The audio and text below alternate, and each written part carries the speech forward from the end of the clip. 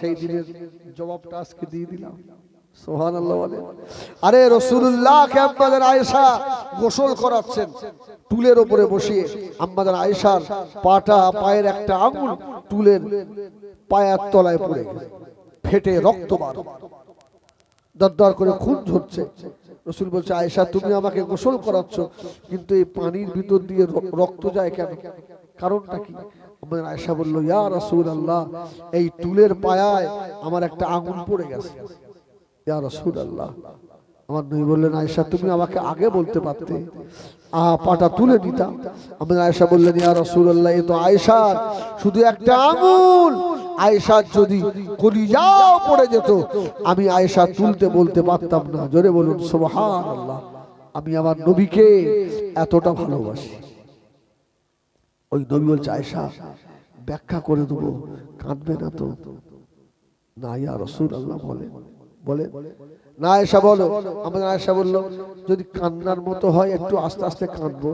সুবহানাল্লাহ সুবহানাল্লাহ।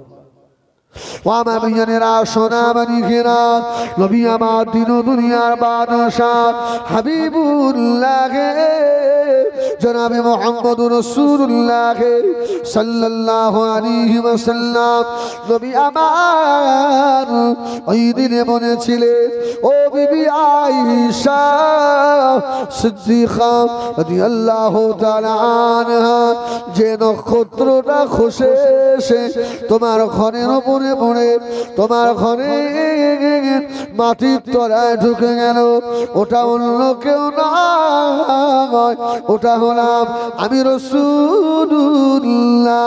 আমার ইন্তেকালের পরে ও বিবি আয়েশা রে, কিয়ামত পর্যন্ত তোমার ঘরের ভিতরেই থাকবো,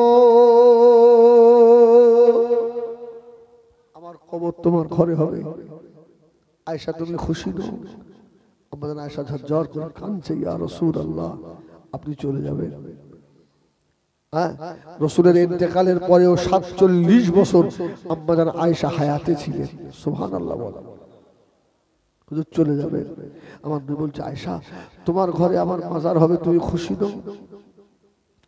আম্মা জান ঝরঝর করে কাঁদতে লাগলেন, ইয়া রাসূলুল্লাহ, ইয়া হাবিবাল্লাহ, আমি আয়েশা যে বড় খুশি, কেননা কিয়ামত পর্যন্ত আমার সন্তানেরা আমি আয়েশা আমার ঘরটা দেখতে পাবে।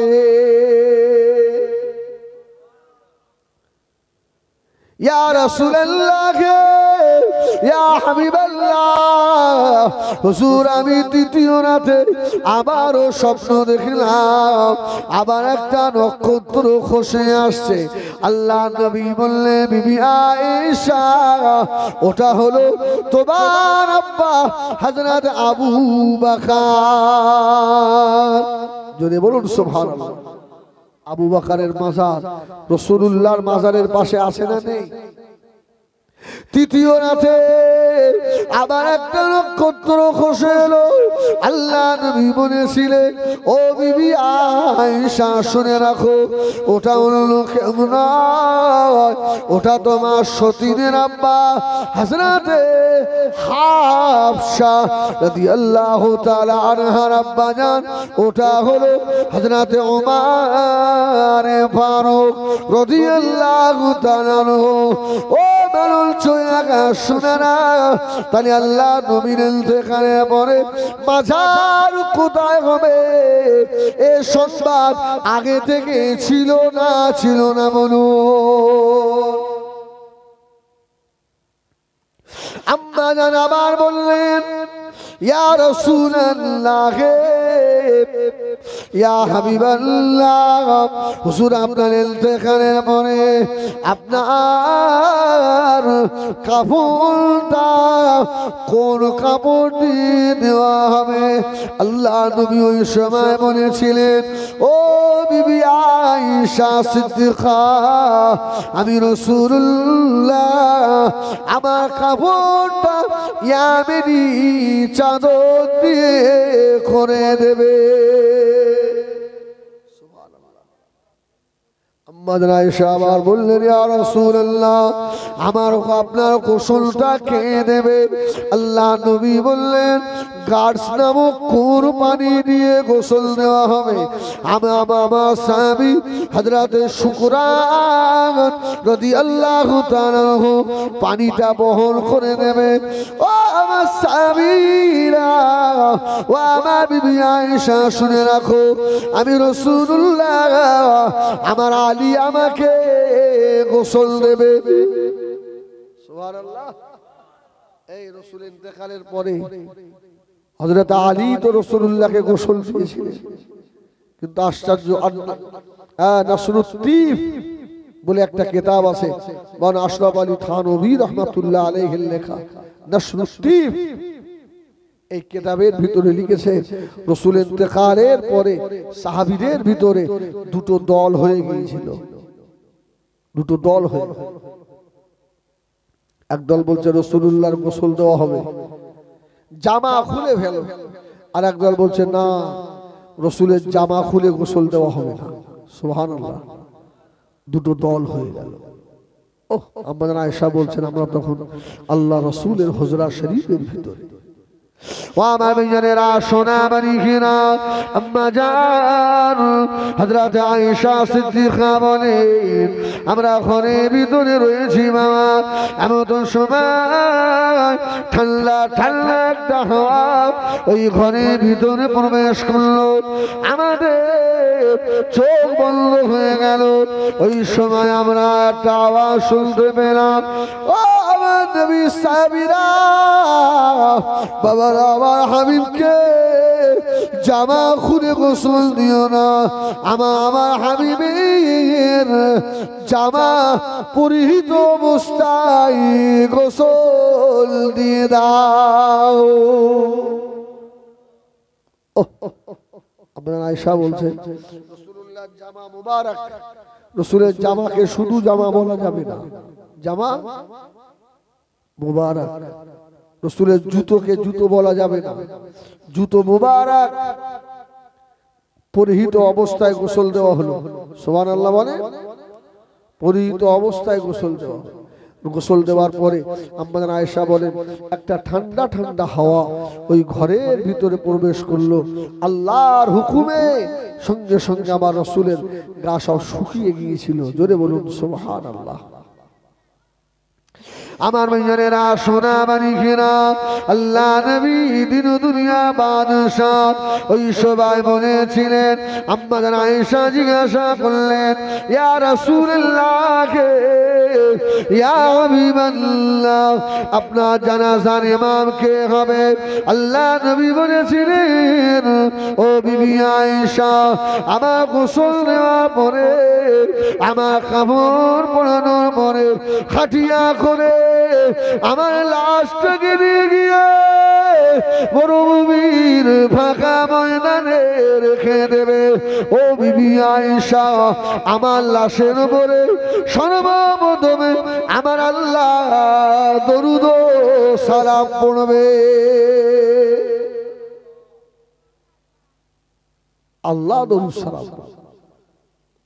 ও বিবি আয়েশা, শুধু তাই নয়, তারপরে আল্লাহ চারজন বিখ্যাত ফেরেশতা, হযরতে জিবরাইল, হযরতে মিকাইল, হযরতে ইসরাফিল আলাইহিস সালাম, চারজন আমার জানাজা পড়বে। তারপরে আমার মালায়েকা ও ফেরেশতারা জানাজা পড়বে। ও বিবি আয়েশা, তারপরে আমি রাসূলুল্লাহ, আমার আহলে বায়াতেরা আমার জানাজা যে যার মতো পড়বে। তারপরে মক্কার মুহাজির, মদিনার আনসারীরা সকলে যে যার মতো আমার জানাজা পড়ে চলে যাবে। ইয়া রাসূলুল্লাহ, ইয়া হাবিবাল্লাহ, আপনার জানাজার পরে আপনার লাশটাকে কে কবরে নামাবে? আল্লাহ নবী বললেন, আমার আলী এক নম্বরে থাকবে। জোরে বলুন সুবহানাল্লাহ। হযরত আলী আল্লাহ নবী লাশটাকে নিয়ে কবরের ভিতরে রেখে দিয়ে আল্লাহ নবীর চাঁদ মুখখানা জীবনের শেষবারের মতো দেখছে আর অজরে কাঁদছে, ইয়া রাসূলুল্লাহ, ইয়া হাবিবাল্লাহ। এবারে আর মদিনার মসজিদে এসে আল্লাহ নবীর চাঁদ মুখ আর দেখতে পাবো না, ইয়া রাসূলুল্লাহ। জনমের মতো আখিরি বিদায়, শেষ বিদায় মুখটা দেখতে পাচ্ছে বাবা। আবার ঢাকা দিয়ে দিয়েছে হযরত আল্লাহ নবী সাহাবীরা আল্লাহ নবীকে মাটি দিয়ে যে যার মতো চলে যাচ্ছে। হযরত আলী রাদিয়াল্লাহু তাআলা কবরের ভিতরে আল্লাহ নবী ফাওড়া দিয়ে মাটিগুলো টেনে টেনে কবরের ভিতরে রাখছে। আম্মা জান আয়েশা বলেন, আমার হুজরা শরীফে একটা কাপড় টাঙিয়ে দিয়ে পর্দা খুলে দেওয়া হয়েছিল। যেই না মাটি টানা হচ্ছে, হযরত ফাতিমা রাদিয়াল্লাহু তাআলা আনহা পর্দার আড়াল থেকে চিক মেরে কেঁদে উঠেছে। ও আমার ইমাম হাসান আর হোসাইনের আব্বারে, এত নিষ্ঠুর হয়ে গেলে, এত পাষাণ হয়ে গেলে, আমার আব্বা জানের চাঁদ মুখখানা এই মাটির ভিতরে রেখে দিলে তোমার একটু মায়া হলো না? আল্লাহ নবী দাবর হয়ে গেল। সাহাবীরা পাগলের মতো ঘুরছে, আমার নবী আর মদিনায় নাই। আল্লাহ নবী বিদায় নিয়েছে, আল্লাহ নবী ইন্তেকাল হয়ে গিয়েছে। পরের দিন সকালে হযরত আলী বলেন, আল্লাহ নবীর মাজারের পাশে এসে হযরত আলী আল্লাহ নবীর মাজারের দিকে তাকিয়ে তাকিয়ে পাগলের মতো কাঁদছে, তাকিয়ে রয়েছে। ইয়া রাসূলুল্লাহ, ইয়া হাবিবাল্লাহ, আর আপনাকে দেখতে পাই না। এমন তো সময় বিদেশ থেকে আল্লাহ নবীর একজন ভক্ত মদিনা শরীফে চলে এসে হযরত আলীর দিকে তাকিয়ে বলছে, বাবা এটা কি মদিনা নাকি? বলল হ্যাঁ, এখানে দিন দুনিয়ার বাদশাহ আল্লাহর নবী কোথায় আছে কি বলতে পারো? কেননা আমি শুনেছি, ওয়ালাউ আন্নাহুম ইযলামু আনফুসাহুম জাউকা ফাস্তাগফিরুল্লাহ ওয়াস্তাগফারা লাহুমুর রাসূল লাওয়াজাদুল্লাহ তাওয়াবার রহিমা। আমার নবী কারোর জন্য যদি তওবা করে নেয়, দোয়া চেয়ে নেয়, তার জীবনের গুনাহ আল্লাহ মাফ করে দেবে। ও হযরত আলী, আমার নবী কোথায়? হযরত আলী পাগলের মতো কেঁদে বলেছিলেন, ও ভাই বিদেশি সাহাবীরে, কাটা খায় আর লবণে ছিটা দিও না। তুমি কি খবর শোনোনি? আমার নবী ইন্তেকাল হয়ে গিয়েছে। ওই আল্লাহর নবীর মাজার, যেই না বলা বিদেশি মেহমান জমিনের উপরে আসার খেয়ে পড়ে গেল। ইয়া রাসূলুল্লাহ, ইয়া রাসূলুল্লাহ, ইয়া রাসূলুল্লাহ বলে জমিনের উপরে আচার খেতে লাগলো। ও হযরত আলী, আল্লাহ নবীকে আর পেলাম না, আমার নসিব এত খারাপ। আল্লাহ নবীর মাজারের ধারে চলে যাচ্ছে, যাওয়ার আগে হযরত আলীকে ডেকে বললেন, ও হযরত আলী রে, আল্লাহর নবীকে তো পেলাম না, তবে আল্লাহ নবীর গায়ের ছেঁড়া জামা কি একটা পাবো? সুবহানাল্লাহ, জোরে বলে। আল্লাহ নবীর গায়ে ছেঁড়া জামা একটু কি পাবো? হযরত আলী পাগলের মতো দুলে দুলে গিয়ে পূজার ফাতেমার ঘরের দরজায় গিয়ে সালাম দিয়ে ডাকলেন, ও হযরত ফাতেমা, আল্লাহ নবী ছেঁড়া জামা কি তোমার কাছে আছে?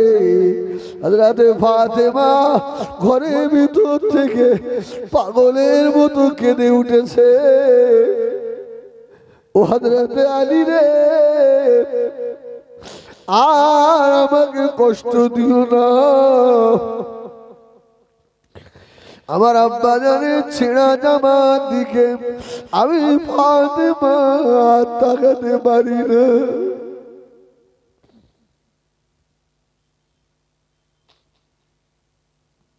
ছেঁড়া জামা নিয়ে কি করবে? হযরত আলী বলেছিলেন, ফাতেমা ওই দেখো পাগল মদিনা সামির শুয়ে গড়াগড়ি খাচ্ছে, ইয়া রাসূলুল্লাহ, ইয়া রাসূলুল্লাহ, ইয়া রাসূলুল্লাহ, ইয়া রাসূলুল্লাহ বলে হযরত মুজা ফাতেমা রাদিয়াল্লাহু তাআলা ছেঁড়া একটা জামা বার করে এনে দিল। পাগল রাসূলুল্লাহ পাগল ছেঁড়া জামাটা বুকে করে ধরে কাঁদতে কাঁদতে গিয়ে আল্লাহর নবীর মাজারের পাশে গিয়ে পাও পাগল পাবে ওখানে কাঁদে, ইয়া রাসূলুল্লাহ হে, ইয়া হাবিবাল্লাহ, জীবনের কোনা কি আমার মাফ হবে না? আমি যে আশা করে এসেছিলাম। কয়েকদিন কাঁদার পরে আল্লাহ নবী মাজারের ভিতর থেকে আওয়াজ হয়েছিল, আমার পাগল আর কাঁদবি না রে, যা যা যাবি রাসূলুল্লাহ, আমার আল্লাহকে বলে তোর জীবনের যত গুনাহ সব আমি মাফ করিয়ে দিয়েছি। জোরে বলেন সুবহানাল্লাহ। যে নবী আমাদের জন্য এখনো মদিনার হারে উম্মতি করে এখনো খাটে, আল্লাহু আকবার, সেই নবীর উম্মতেরা এখনো নবীর সুন্নাত থেকে দূরে থাকে। আসে না না আমার ভাই, এজন্য বলবো আল্লাহর রাস্তায় শুধু কবরস্থানের জলসা বলেই আমি প্রায় 2 ঘন্টার আপনার কাছাকাছি সময় শুধু কবর নিয়েই আলোচনা করলাম, অন্যদিকে যাই। ইচ্ছা ছিল সাবজেক্ট অন্যদিকে যাব, কিন্তু আসার পরই মেম্বার থেকে বললো না হুজুর এটা কবরস্থানের জলসা। আমার ভাইয়েরা, এই জন্য বলি নিজের আব্বা মায়ের দোয়া নিজে করা শেখে। হ্যাঁ, ভাড়া করা বলি সাহেব দিয়ে আর কতদিন চালাবে? সকল ছেলের বাপদের বলছি অন্তত বেটাগুলোকে এতটুকু শিক্ষা দিয়ে যান যেন ইমাম সাহেবের মুখের দিকে তাকিয়ে থাকতে না হয়। আপনার বেটা যেন জানাজার নিয়তটা নিজে নিজে পড়তে পারে। জীবনের শেষ 2 মুঠো মাটি কবরে তোমার বুকে দেবে, বেটা যেন একা একা পড়তে পারে, ওই ইমামের মুখের দিকে যেন তাকিয়ে না থাকে। বুঝতে পারলেন না? সব শিখিয়েছেন, দিন শিখাননি। আপনার ছেলের ভবিষ্যৎ আপনি নষ্ট করেছেন, আপনার ছেলের ভবিষ্যৎ আপনি শেষ করেছেন। আমাদের ভবিষ্যৎ দুনিয়া নয়, আমাদের ভবিষ্যৎ হলো আখিরাত। ঠিক কিনা ভুল বলে? আমাদের দুনিয়া ভবিষ্যৎ না, না না, ইমানদারের ভবিষ্যৎ হলো আখিরাত। আমার ভাইয়েরা, দেখ অল্প সময় যা কিছু আলোচনা রাখলাম, কেউ মনে দুঃখ পেলে, আমি কারোর গীবত গিল্লা করলাম, বাজে ভাষা একটা বললাম, আল্লাহ মাফ করেন। সকলে আসে আমার রাসূল পাকের দরবারে একটু সালামের তোহফা, তারপরেই বক্তা এসে যাবে ইনশাআল্লাহ। কেন আমি এখান থেকে 9টায় আরেকটা জলসা রয়েছে, বুঝলেন না? ওই জন্য একটু সময় মতো না ছাড়লে আমি আবার সেখানে গিয়ে পৌঁছাতে পারবো না। সকলে আসেন ইয়া নবী। সালাম।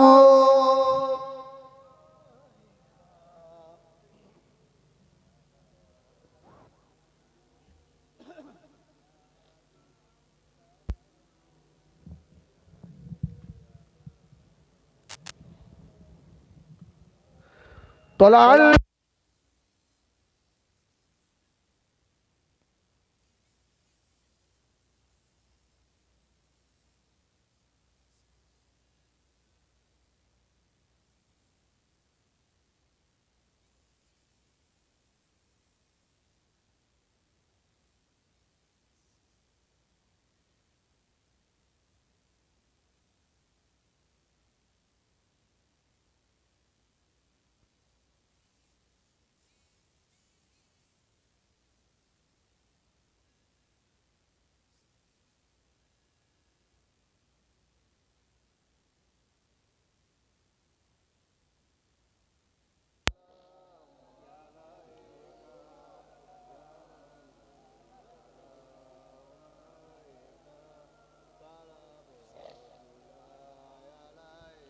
आप सुल्ताने ए मदीना महबते वही हो ओ सकीना नूर से महबूब रसीना मश्क से बेहतार पसीना या नबी सलाम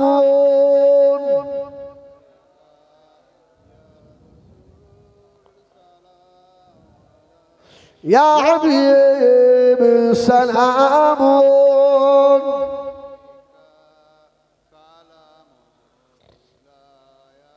সকলে বসে, সকলে বসেন। আমি বিদায় নিলাম, আমার জন্য দোয়া করবেন। পড়া গোয়া বলার মধ্যে ভুল হলে আল্লাহর রাস্তে আমাকে ক্ষমা করে দেবেন। বলছেন এখন সভাপতি সাহেব যদিও আছেন, হ্যাঁ আমার ভাই, মানে কোন বক্তা উঠবে উনি এখন বলে দেবেন। আমি ওনার হক মেনে তো লাভ নেই। হ্যাঁ যার যার হক আপনি বলে দেন।